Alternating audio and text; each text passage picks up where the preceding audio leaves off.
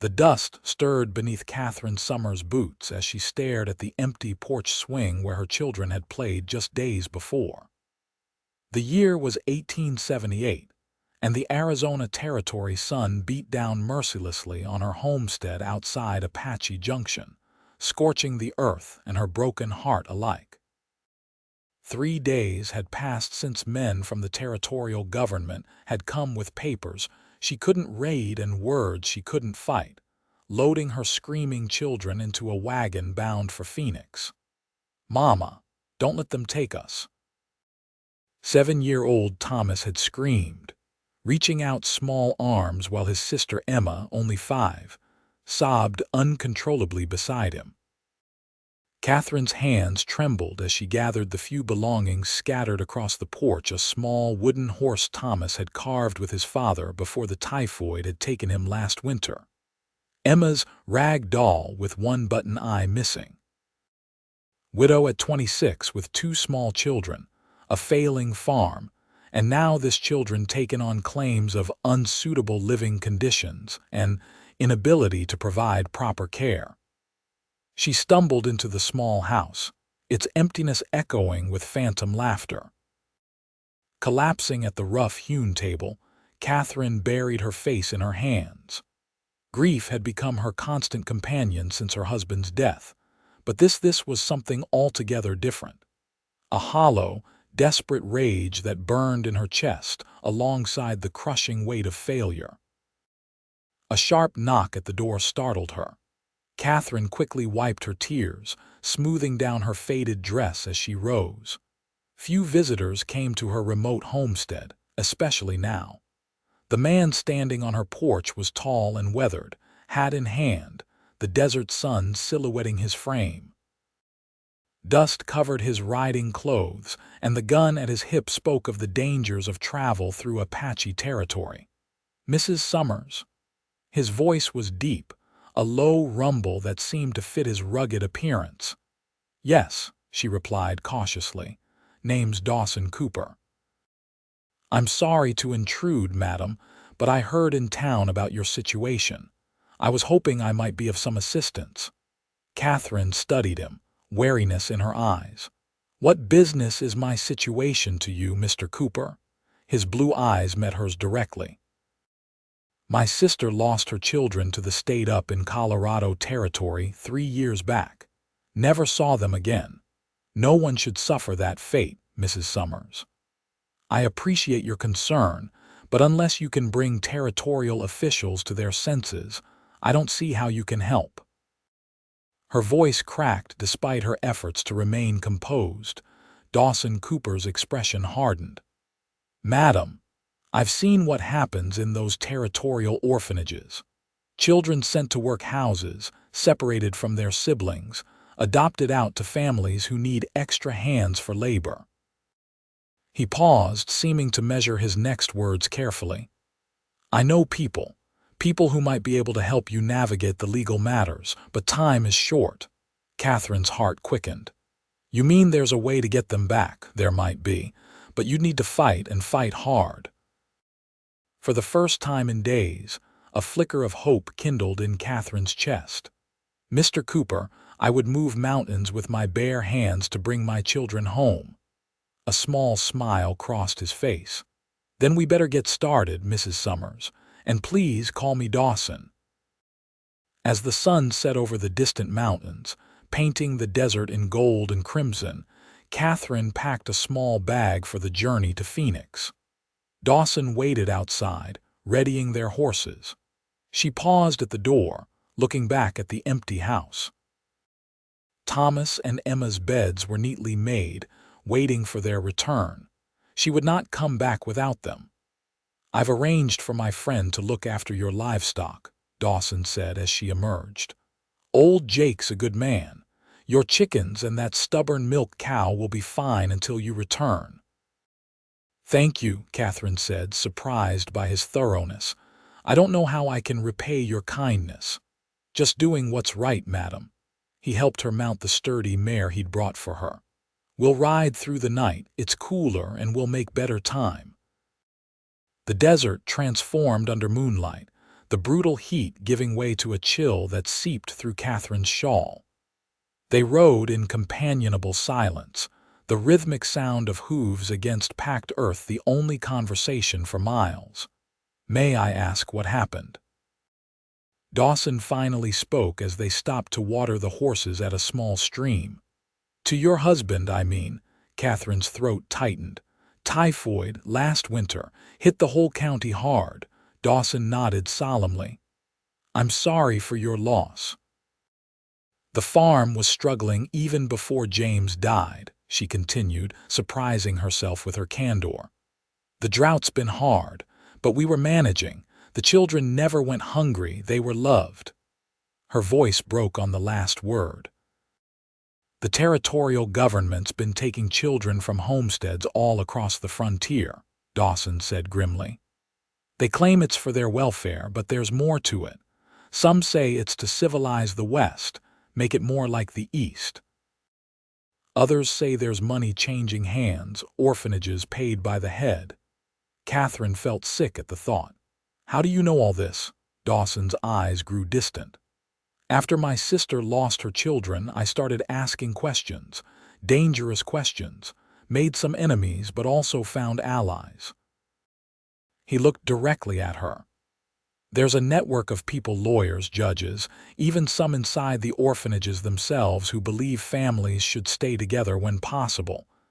And these people will help us. They'll try." He hesitated. "Mrs. Summers, I need to be honest with you.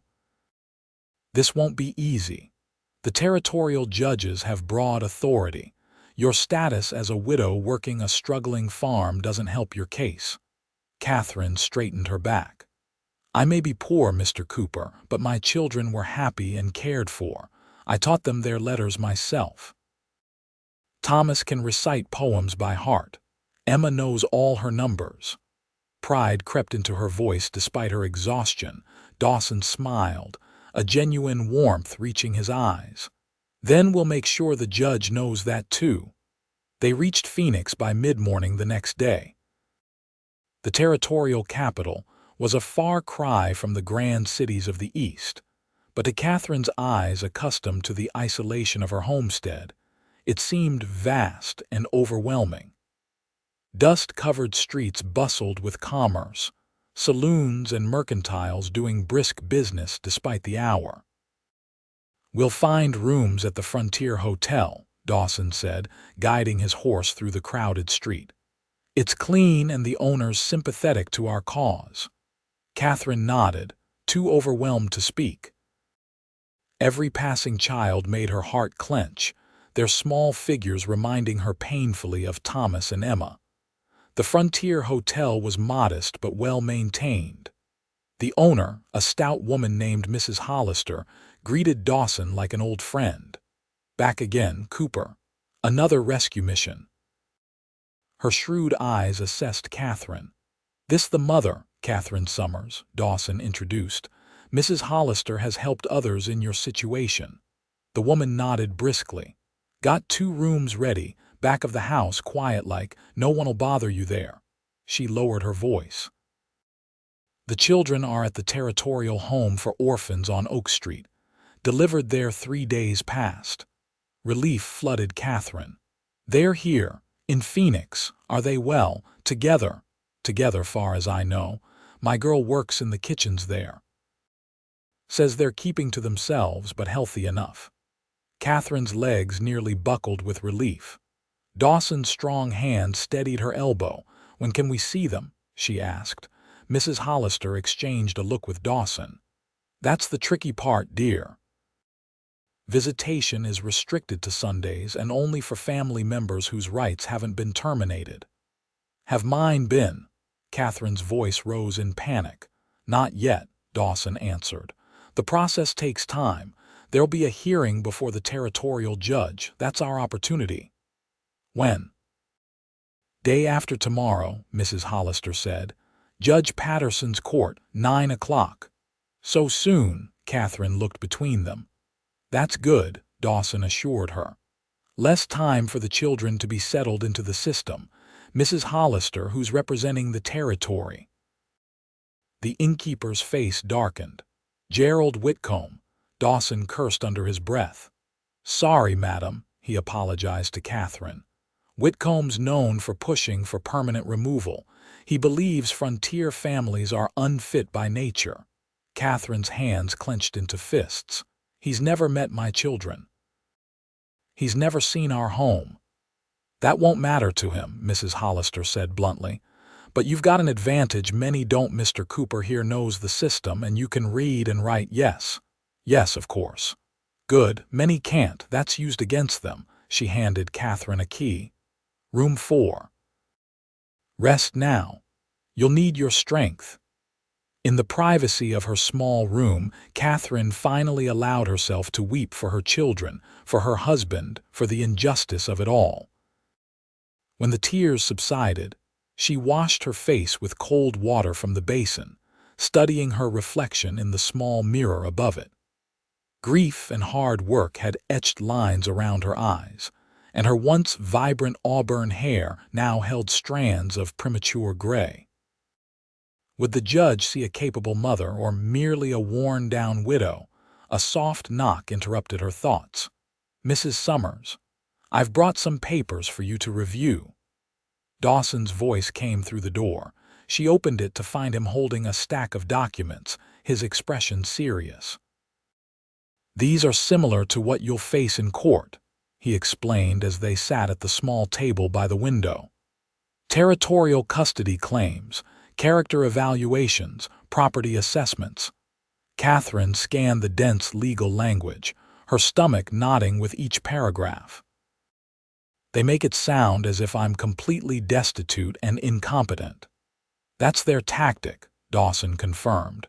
But we'll counter with witnesses to your character, evidence of the children's well-being before removal, and plans for improved circumstances. Improved circumstances. Catherine looked up sharply. What does that mean? Dawson hesitated. The court will want assurances that your financial situation is stable, a widow with a struggling farm. He trailed off. So they're punishing me for my husband's death, for forces beyond my control. Anger flared in Catherine's voice. It's unjust, Dawson agreed, but we have to work within their framework to win. He leaned forward, his expression earnest. Catherine, I know men in Phoenix who would hire you respectable positions in shops or as a teacher's assistant. The pay would be steady. And abandon our home, the land James and I built together. The very thought felt like a betrayal. Not abandon, but perhaps lease it out until the children are older, the drought passes. Catherine stood abruptly, pacing the small room. That land is their inheritance, their future. They need their mother more than they need a piece of land, Dawson said gently. Sometimes fighting means making strategic retreats. She stopped at the window, gazing out at the bustling street below. Women in fine dresses passed by, parasols shielding them from the harsh sun. Such different lives from her own. Was this what the territory wanted for her children? To be raised in town, disconnected from the land that had been in James's family for generations. I need time to think, she finally said. Dawson rose. Of course. I'll be next door if you need anything. He paused at the door. Catherine, for what it's worth, I think you're one of the strongest women I've ever met. Your children are lucky to have you fighting for them. The compliment warmed her unexpectedly. Thank you, Dawson.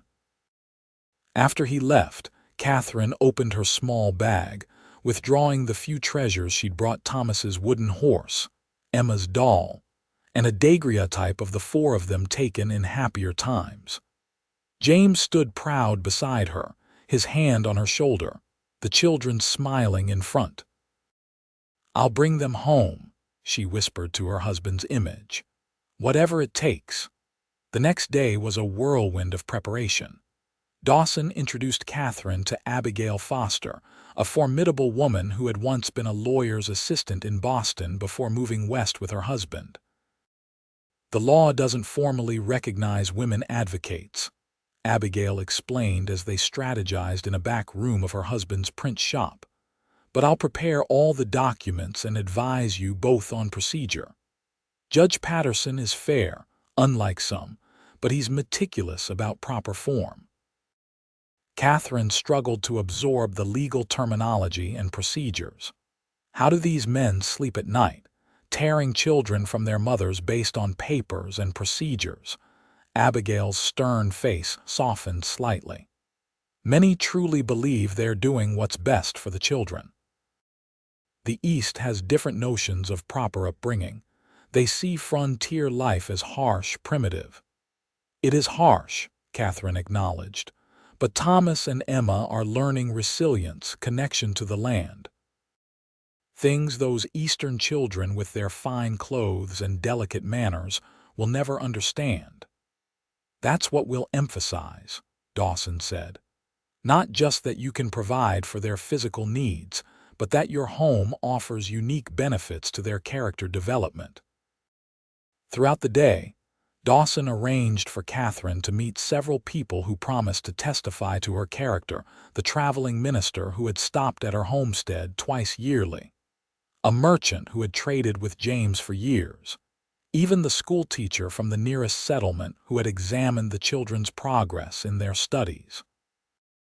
"You've gone to such lengths," Catherine marveled as they walked back to the hotel that evening. "Why? You barely know me." Dawson was silent for several strides. "I told you about my sister," he finally said. "What I didn't tell you was that I promised her I'd bring her children back. I searched for 2 years." His voice roughened. "By the time I found her son, he'd been adopted by a banker in Denver. New name, new life. Didn't even remember her. Her daughter had been sent to a workhouse in St. Louis. Consumption took her before I could bring her home." Catherine's heart ached for him. "I'm so sorry. My sister never recovered. Died of grief, I reckon, though the doctor called it heart failure." His jaw tightened. "I couldn't save them, but maybe I can help save yours." Impulsively, Catherine took his hand, squeezing it briefly. "You're a good man, Dawson Cooper." That night, Catherine barely slept, rehearsing her testimony, imagining facing the territorial prosecutor, picturing her children's faces when she could finally embrace them again. By dawn, she was exhausted but resolute. Dawson escorted her to the courthouse, a surprisingly imposing building for the young territory. Inside, the wood-paneled courtroom was already half filled with spectators and other cases waiting to be heard. "Territorial custody cases always draw onlookers," Dawson murmured. "Some are genuinely concerned citizens. Others just enjoy the spectacle." Catherine's stomach churned at the thought of her family's fate becoming public entertainment. She smoothed down her best dress, faded but carefully mended, and pressed and touched the locket containing a snippet of each child's hair. Gerald Whitcomb, the territorial prosecutor, was a thin man with spectacles and an air of righteous superiority that set Catherine's teeth on edge. He barely acknowledged her presence, consulting with his assistant in hushed tones. "Don't let him provoke you," Dawson warned. "He'll try to make you seem emotional, unstable." "Isn't a mother supposed to be emotional about her children?" Catherine whispered back. "Yes, but controlled. They expect frontier women to be rough, unrefined. Prove them wrong." Judge Patterson entered, a man of about 60 with a neatly trimmed white beard. The court rose, and proceedings began with smaller matters before finally reaching Catherine's case. Territory of Arizona versus Catherine Summers, regarding custodial rights of minors Thomas and Emma Summers, the clerk announced.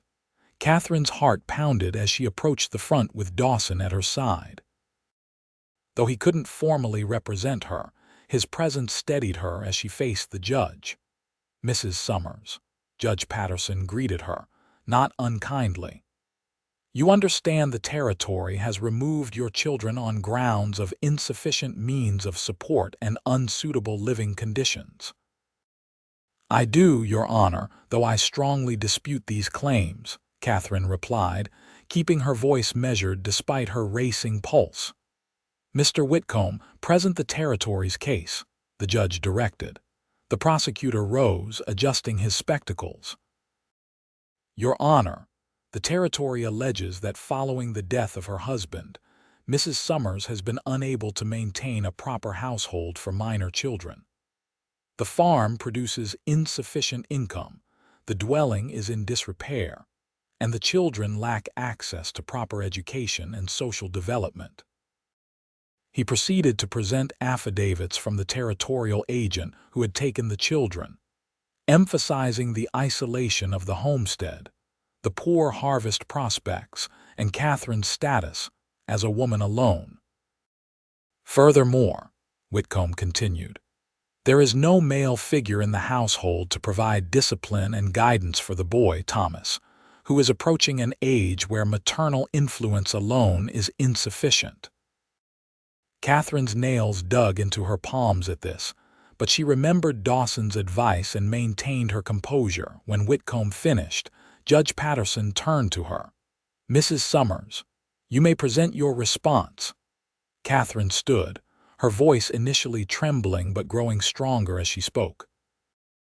"Your Honor, my children were not neglected nor in danger. Our farm has weathered difficult seasons before.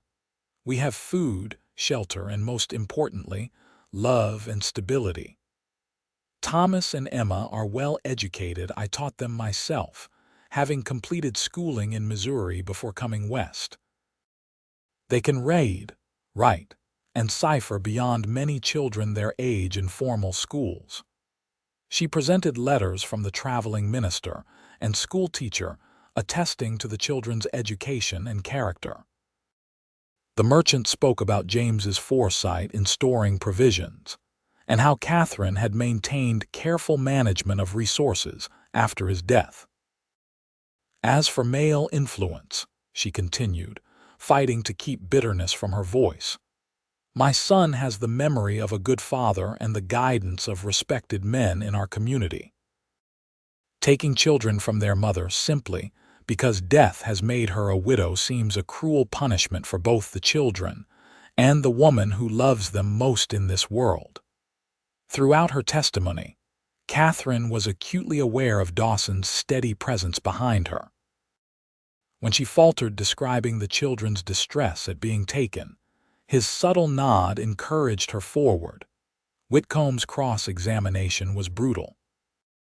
He questioned her ability to protect the children from Indian troubles, insinuated that her grief might have made her neglectful, and repeatedly emphasized the primitive conditions of her homestead compared to the modern facilities of the territorial orphanage. "And how exactly do you propose to improve your financial circumstances, Mrs. Summers?" he asked with barely concealed condescension. Catherine hesitated, glancing briefly at Dawson. They had discussed this, prepared for it, but the answer still felt like a concession. "I have arranged to lease most of my land to the neighboring Carson Ranch," she said. "Additionally, Mrs. Hollister of the Frontier Hotel has offered me employment managing her accounts, as I have a facility with figures.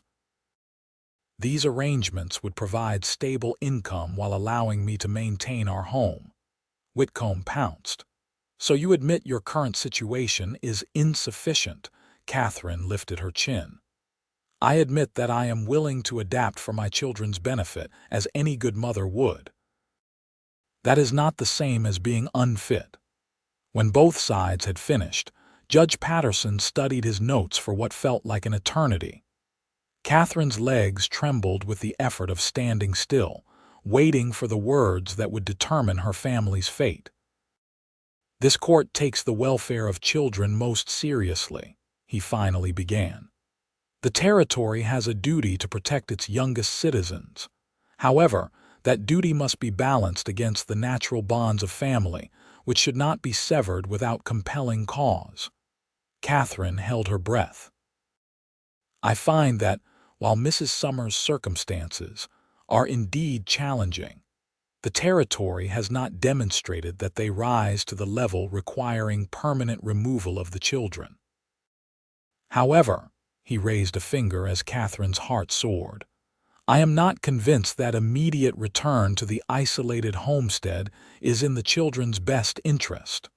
Her hope faltered. Therefore, I order the following. The children will remain in territorial custody for 30 days, during which time Mrs. Summers will implement the arrangements she has described, leasing portions of her land and securing employment in town. She will also make improvements to the homestead dwelling as specified in this order. He handed a paper to the clerk, who passed it to Catherine. If these conditions are met to the satisfaction of the territorial inspector, custody will be returned to Mrs. Summers. During this 30-day period, Mrs. Summers will be granted visitation twice weekly. Court is adjourned. The gavel struck with finality. Catherine stood frozen, the paper clutched in her hands. 30 more days without her children. 30 days to rebuild a life the territory deemed acceptable. Dawson guided her gently from the courtroom as people began to file out. It's a victory, Catherine, he said softly. Many cases end with permanent removal. But 30 days, she whispered. Thomas and Emma will think I've abandoned them. You'll see them tomorrow, he reminded her. You can explain everything. Children are resilient and they know you love them. Outside the courthouse, Catherine finally allowed herself to release a shuddering breath. I don't know if I should laugh or cry. Both are probably appropriate, Dawson said with a small smile. But first, let me buy you dinner. You've earned at least that much. The restaurant Dawson chose was modest but comfortable, catering to the respectable working class of Phoenix rather than the saloon crowd or the territory's elite. Over a simple meal of beef stew and fresh bread, Catherine studied the judge's order. Repairs to the roof and porch, a proper well cover, glass windows instead of oiled paper, she read, dismay growing. Where am I supposed to find the money for all this? The leasing arrangement with Carson will help, Dawson said. And I know a carpenter who owes me a favor. As for the rest, he hesitated. I'd like to help, Catherine. She looked up sharply. I can't accept your money, Dawson, not charity, he clarified quickly. An investment. I've been looking for land in the area. If you'd consider selling a small portion, just enough for a cabin and some grazing, I could pay you a fair price now. You want to buy land near my homestead? Catherine studied him carefully. Why? Dawson's weathered face showed a hint of color. I've been drifting long enough. Time to put down roots. Apache Junction seems as good a place as any. Something in his tone made Catherine wonder if the location was the only factor in his decision, but she pushed the thought aside. That's very generous. I'll consider it. Their first visit to the children the next day was both joyful and heartbreaking. The territorial home for orphans was a stark, institutional building, but clean and orderly. The matron, Mrs. Bryant, led Catherine and Dawson to a small visiting room. You have 1 hour, she said crisply. The children have been told you're coming. When Thomas and Emma entered, Catherine had to restrain herself from running to them. Protocol demanded decorum, but her heart demanded she hold her babies. Thomas, ever the protective older brother, entered first, his small face serious beyond his years. Emma followed, her eyes widening at the sight of her mother. Mama, Emma broke protocol first, rushing into Catherine's arms. Thomas followed a moment later, his composure cracking as Catherine enveloped them both.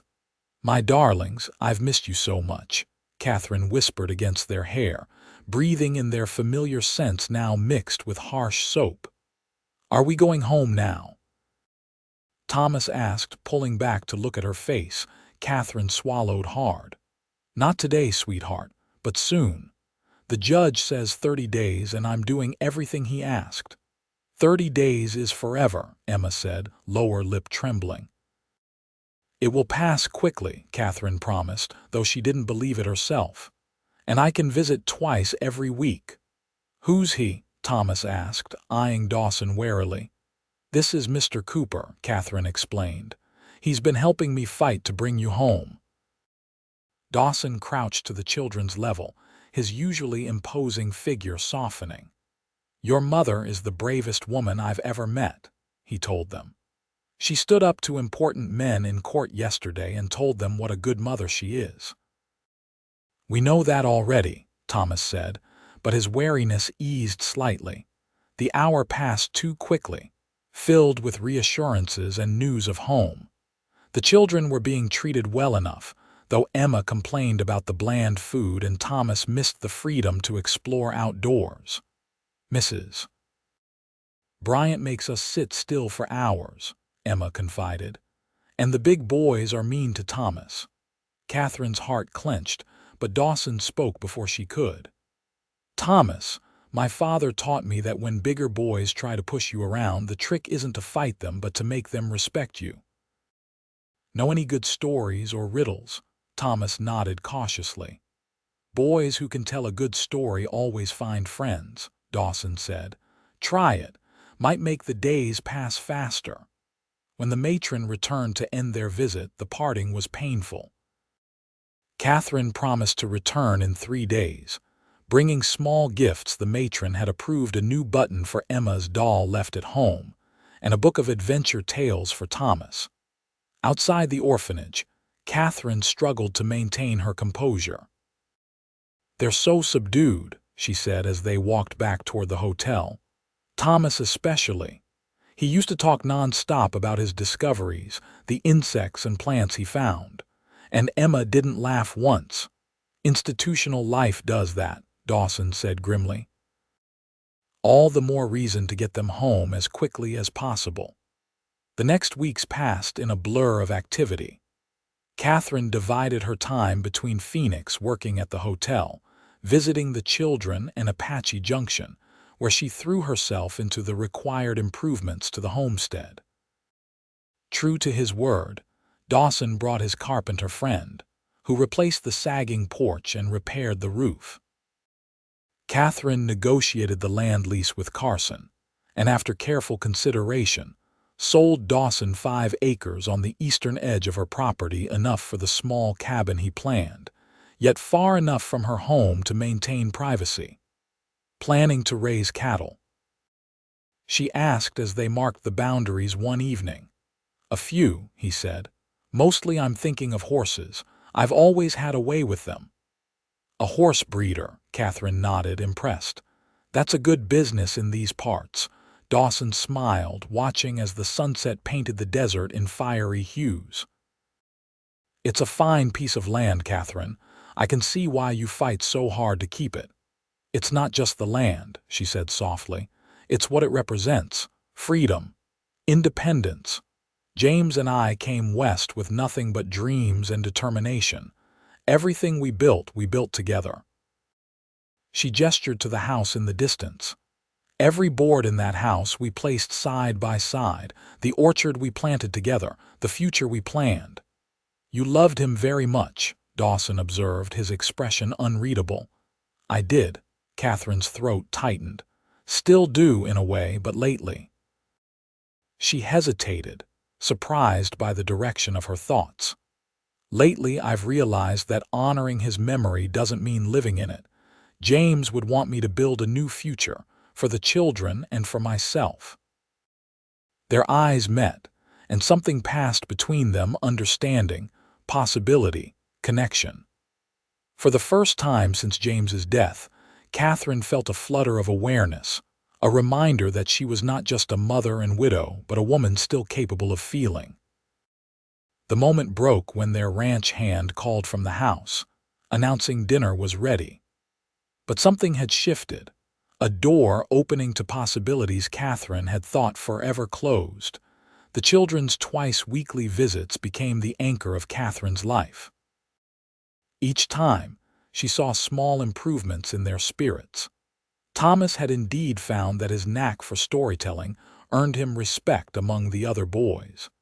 Emma had befriended a shy girl who shared her love of collecting pretty stones and feathers. Dawson often accompanied Catherine to these visits, gradually earning the children's trust. He brought Thomas a small pocket knife cleared with the matron first and taught him to carve simple shapes. For Emma, he found colorful ribbons for her hair, which Catherine wove into braids during their visits. "Mr. Cooper says he's building a cabin near our house," Thomas told Catherine during their 5th visit. "Is that true, Mama?" "Yes," Catherine confirmed, surprised that Dawson had mentioned it. "Mr. Cooper bought a small piece of our land. He'll be our neighbor. He said maybe we could help name his horses when they come," Emma added, her eyes bright with excitement. Catherine glanced at Dawson, who looked slightly embarrassed. "Just trying to give them something to look forward to," he explained later as they left the orphanage. "Thank you," Catherine said simply, taking his arm as they navigated the busy street. The gesture felt natural now, their friendship having grown comfortable through shared purpose. As the 30-day mark approached, tensions rose. The territorial inspector was due to evaluate Catherine's progress in 3 days, determining whether the children could return home. "Everything's ready," Dawson reassured her as they completed the final improvements: glass windows installed, a new well cover secured, the house scrubbed until it shone. "You've done everything they asked and more." "What if it's not enough?" Catherine's fear surfaced despite her best efforts. "What if they find some new reason to keep them?" Dawson took her hands, his calloused fingers warm against her skin. "Then we'll fight again. But Catherine, look what you've accomplished." He gestured to the transformed homestead. "This isn't just about meeting their requirements. You've created a more secure future here. Carson's lease means steady income. The improvements mean a better home. Your position at the hotel provides connections in town. None of which I could have done without you," she said softly. "You would have found a way," Dawson insisted. "You're the strongest person I know." Catherine shook her head. "Before you came, I was drowning in grief and fear. You threw me a lifeline." Their eyes met, and this time the connection between them was impossible to ignore. Dawson's gaze dropped to her lips, and Catherine felt herself lean slightly toward him, drawn by a force as natural and inevitable as gravity. The sound of approaching hoofbeats broke the moment. They stepped apart as Carson rode up, bringing news from town and supplies from the mercantile. That night, alone in her room, Catherine confronted her confused emotions. The guilt came first. Was it a betrayal of James to feel this pull toward another man? But deeper reflection brought clarity. James had loved her enough to want her happiness, even in his absence. The children needed stability, yes, but also joy and life in their home. And Dawson. The thought of him brought warmth to her chest. His quiet strength, his unwavering support, the gentle way he spoke to her children, all had worked their way into her heart when she least expected it. The territorial inspector arrived precisely at 9 in the morning, a different man than the one who had taken the children. This one was younger, less stern, but methodically thorough as he examined every aspect of the homestead. "The roof is sound," he noted, making marks on his clipboard. "Windows secure, clean water source properly covered, interior sanitary and well-maintained." Catherine followed him anxiously, answering questions about her arrangements with Carson, her employment at the hotel, her plans for the children's education. "Mrs. Hollister has written a favorable account of your work," the inspector mentioned, "and I see Mr. Carson has provided an affidavit regarding your lease arrangement." "Yes, sir. The terms are quite favorable." The inspector paused, studying her, "and this new construction." He pointed to where Dawson was working on his cabin in the distance. "My neighbor, Mr. Cooper. He purchased 5 acres last month." The inspector made another note. "Convenient to have assistants nearby, I suppose." Catherine wasn't sure if the comment held approval or suspicion, but she kept her expression neutral. Mr. Cooper has been very kind since my husband's passing. The inspection complete, the inspector informed her that he would submit his report to Judge Patterson that afternoon. The judge will review it tomorrow morning. If favorable, you may collect your children from the home at noon. Thank you, Catherine managed, hope and fear warring within her. Dawson rode with her to Phoenix the next day, both of them silent with anticipation. The courthouse seemed even more imposing than before, its shadow stretching across the dusty street. Judge Patterson kept them waiting nearly an hour before his clerk called them into his chambers. The judge looked up from the inspector's report, his expression giving nothing away. Mrs. Summers, Mr. Cooper. He nodded to each of them. I've reviewed Inspector Reed's findings regarding the improvements to your homestead. Catherine clasped her hands tightly to stop their trembling. It appears you have met or exceeded all requirements set forth by this court, the judge continued. Your financial arrangements seem sound, and the living conditions are now deemed appropriate for minor children. Catherine released the breath she'd been holding. Then my children will be returned to your custody today as ordered. Judge Patterson signed a document with a flourish. This restores your full parental rights, Mrs. Summers. The territory considers this matter resolved. Tears of relief sprang to Catherine's eyes. Thank you, Your Honor. Don't thank me, Mrs. Summers. Thank yourself for your diligence and perhaps Mr. Cooper here for his assistance. The judge's eyes moved between them with shrewd assessment. It's evident he's taken quite an interest in your family's welfare. Outside the courthouse, Catherine could no longer contain her emotions. She threw her arms around Dawson, laughing and crying simultaneously. They're coming home. My children are coming home. Dawson held her tightly, his own voice rough with emotion. You did it, Catherine. I knew you would. She pulled back just enough to see his face, suddenly aware of their public embrace but unable to care about propriety. We did it. I couldn't have done this alone. Something shifted in Dawson's expression. Catherine, later, she whispered, understanding instinctively what he might say. First, let's bring Thomas and Emma home. The reunion at the orphanage was everything Catherine had dreamed of during the long 30 days. Mrs. Bryant had the children ready, their few belongings packed in small bundles. Emma launched herself into Catherine's arms the moment she entered the room, while Thomas maintained a more dignified pace but hugged her just as fiercely.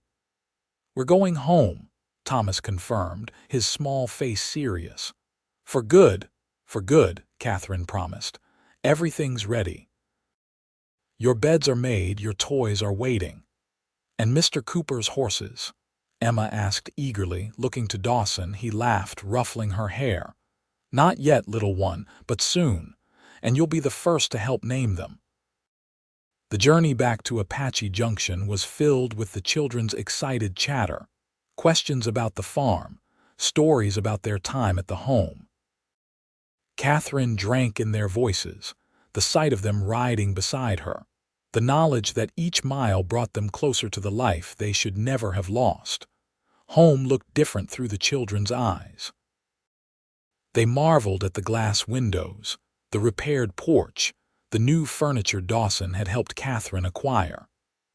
Emma ran immediately to check on her doll and the small garden Catherine had planted especially for her. Thomas explored every inch of the house, assuring himself that everything was as he remembered, only better. Can we see Mr. Cooper's cabin? Thomas asked as evening approached. Soon, Catherine promised, but tonight is just for us, our first night home together. After the children were finally asleep, exhausted from excitement, Catherine stepped onto the porch. The desert night was clear, stars scattered like diamonds across the velvet sky. The familiar sounds of the land coyotes in the distance, the soft rustle of wind through mesquite welcomed her home as surely as the children's embraces. She wasn't surprised when Dawson emerged from the shadows, approaching from the direction of his half-built cabin. "I wanted to make sure you were all settled," he said, stopping at the foot of the porch steps. "We are," Catherine smiled, moving down to join him. "Though I think it will take time for all of us to believe this isn't a dream." "No dream," Dawson assured her. "You fought for your family and won." "Our victory," she corrected gently. "Dawson, I can never repay what you've done for us." He shook his head. "I don't want repayment, Catherine." "What do you want?" she asked, her heart quickening at the intensity in his gaze. Dawson took a deep breath. "When I rode into Apache Junction, I was just passing through. Another town, another stop on a journey without destination. Then I heard about your children in the saloon, men gossiping about the widow whose kids were taken. Something made me seek you out." "Providence," Catherine suggested softly. "Maybe so." His smile was tender in the moonlight. "These past weeks, watching you fight for your family with such courage and determination, I found something I didn't know I was looking for." "And what's that?" Catherine's voice was barely above a whisper. "A reason to stop wandering." "A woman whose strength and heart make me want to be a better man. A family that makes me remember what home feels like." He took her hands gently. "I'm not asking for anything now. It's too soon, I know that. But I'm building more than just a cabin on that land, Catherine. I'm building a future, and I hope when you're ready you might consider letting me be part of yours." Catherine's eyes filled with tears, not of sorrow but of possibility. "Dawson Cooper, you already are part of our future. The children adore you and I." She hesitated, then found the courage to speak her heart. "I've come to care for you in ways I never expected to feel again." The kiss, when it came, was gentle and questioning, a beginning rather than a culmination. Catherine felt the promise in it, the respect, the patience. When they parted, both were smiling. "I should go," Dawson said reluctantly. "The children need their mother tonight." Catherine nodded, understanding. "Tomorrow, bring your tools. Thomas will want to help with your cabin." "And what about his mother?" Dawson asked, hope clear in his voice. "His mother," Catherine said with newfound confidence, "will be considering a future brighter than she dared to imagine." Spring turned to summer, and summer to fall. The desert bloomed and then hardened under the relentless sun, but Catherine's homestead flourished. The income from Carson's lease allowed for further improvements, and her work managing accounts for several Phoenix businesses provided stability. Thomas and Emma thrived, the trauma of their separation fading as they settled back into the rhythms of home. Thomas became Dawson's shadow, learning about horses and ranching with boundless enthusiasm. Emma discovered a talent for botany, cataloging desert plants with careful drawings and pressed specimens. Dawson completed his cabin but spent more time at Catherine's home than his own. The children accepted his presence naturally, their initial wariness giving way to genuine affection. He rode to them in the evenings, taught them to ride better than Catherine ever could, and brought a steady male influence that Thomas particularly needed. By Christmas, their courtship was common knowledge in Apache Junction. Mrs. Hollister visited from Phoenix, bringing gifts and thinly veiled hints about wedding plans. The traveling minister raised knowing eyebrows at their obvious attachment. Catherine found herself happier than she'd believed possible after James's death. The guilt had faded, replaced by certainty that her first husband would approve of the man who had helped save their children and brought joy back to their home. The proposal came on New Year's Eve, 1879. Dawson had arranged for the children to stay with Carson's family for the night, promising a special celebration the next day. He arrived at Catherine's door with a small package and nervous determination. "I had a speech planned," he confessed as they sat before the fire, "but now that the moment's here, I find simple truth is better." He opened the package to reveal a ring not ostentatious, but beautifully crafted with a small pearl surrounded by silver filigree. Catherine Summers, I love you. I love your strength, your heart, your devotion to your children. I love the life we've been building together these past months, and I want nothing more than to continue building it for all the years to come. He took her hand. Will you marry me?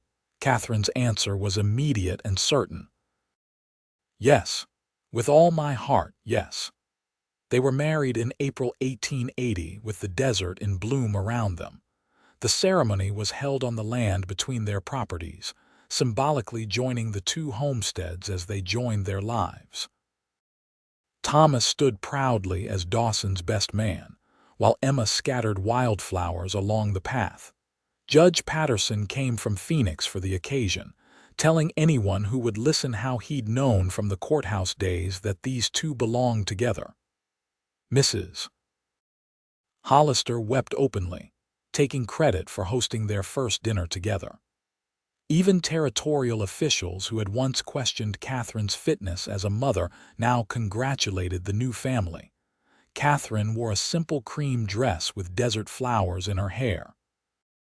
When Dawson saw her approaching on Thomas's arm, his face reflected everything she felt: joy, gratitude, and the precious gift of a second chance at love. That night, after celebrations had ended and the children were asleep in their rooms, Catherine and Dawson stood on the porch of what was now their shared home. "Happy, Mrs. Cooper?" Dawson asked, arms encircling her waist. "Completely," she answered, leaning back against his chest. "Though I still can't quite believe how our story unfolded.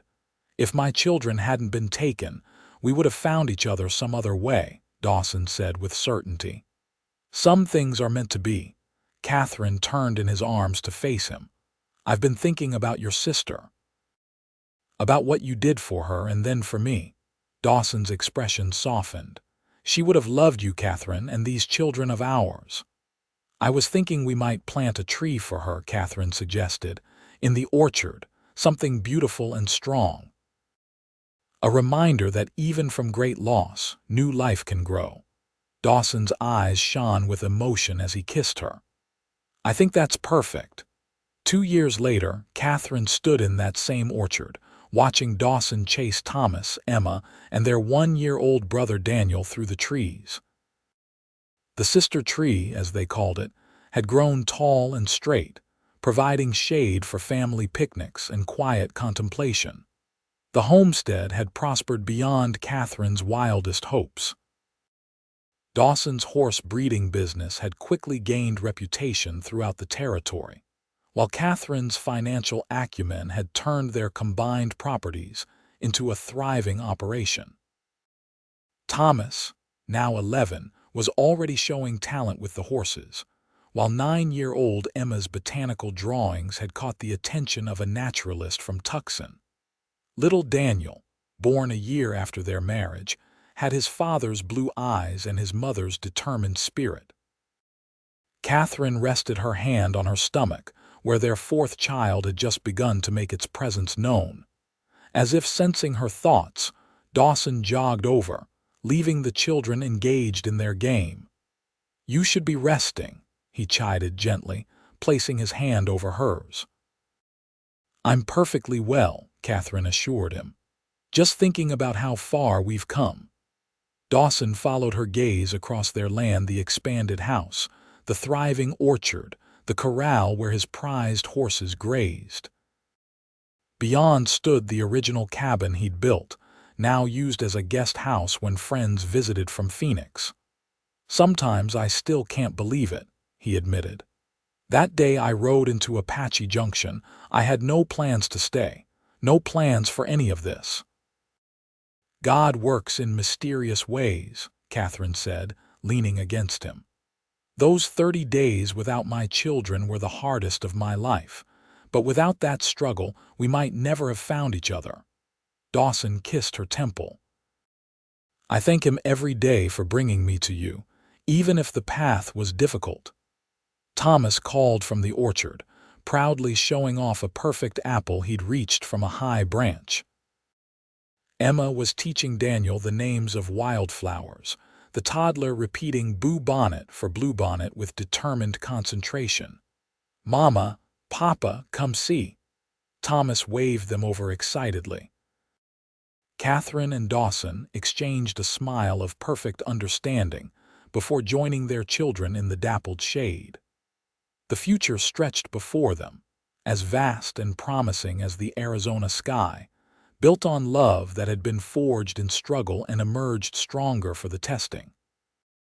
As the sun began its descent toward the distant mountains, painting the desert in gold and crimson, Catherine Summers Cooper knew with absolute certainty that her family was exactly where they belonged together.